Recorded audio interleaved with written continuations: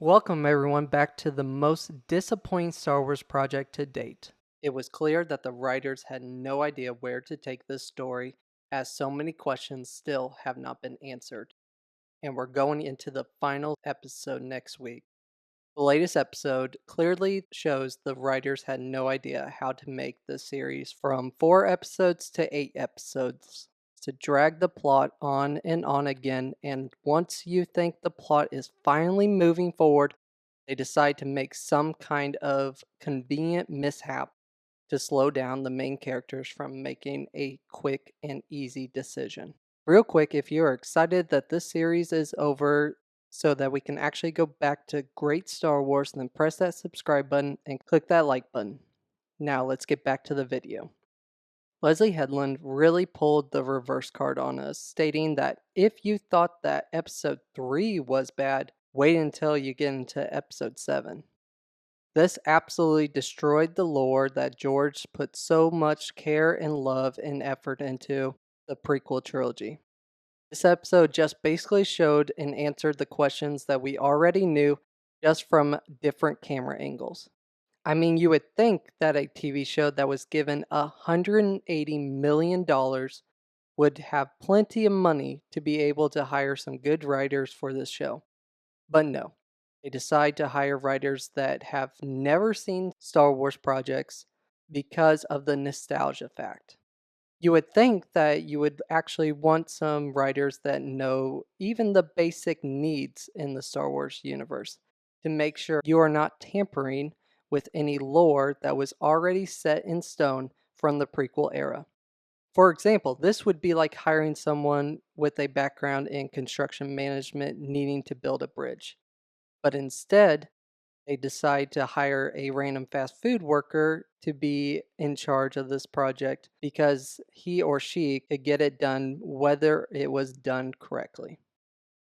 Remind you that this project was given more money than any of the prequel movies. And there are still so many unanswered questions in this plot to even some of the main characters in this story. It puts now so much pressure on the finale to answer all these unanswered questions where who knows what else they can possibly mess up on. There are so many unanswered questions, but these are the top 5 most unanswered questions so far from the story. Number 1. Why did Osha run away from the Jedi Order? You would think for character development that they would answer this question sometime throughout this story, especially with the connection Osha has to her former master now, Master Soul. Osha talked about how she was afraid to Chimere while training at the Jedi Temple. But it would be nice to see possibly like a flashback scene of her training at the Jedi Temple and why she became afraid.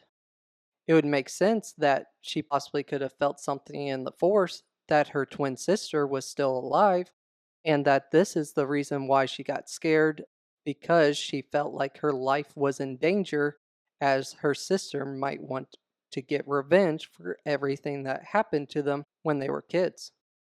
But we will probably never get this answer of why she decided to not complete her training at the Jedi Temple. Number 2. Who trained the Sith Chimere?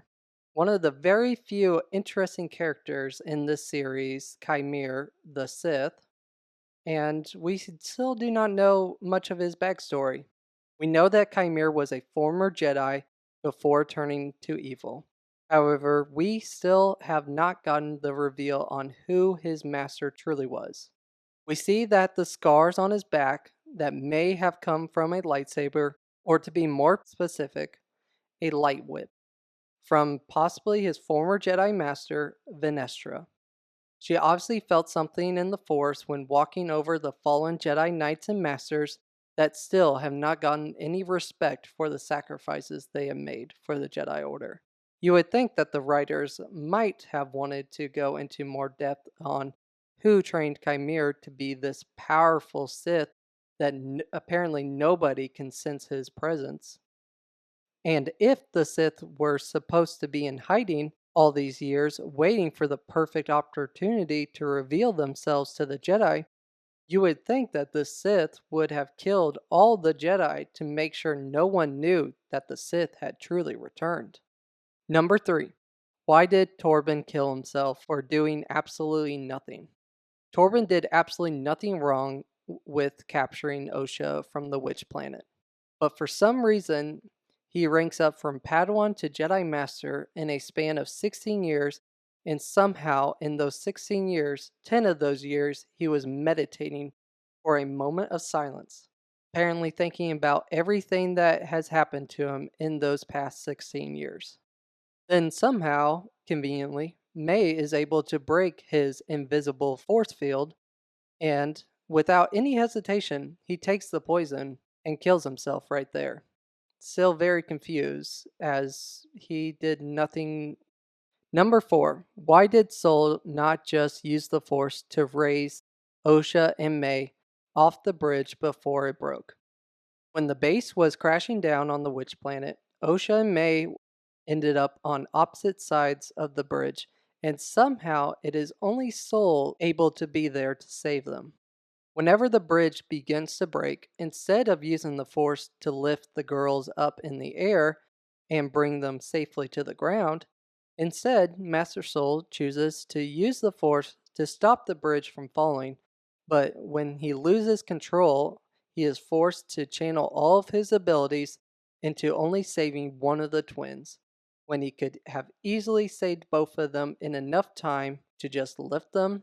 They're probably like 50 pounds each off the bridge before it breaks and then safely to his side. However, the writers needed one of the twins to be good and one of the twins to be evil for this plot to make somewhat of a sense. Last but certainly not least, number 5, where is Master Yoda and why did he not sense all the Jedi dying?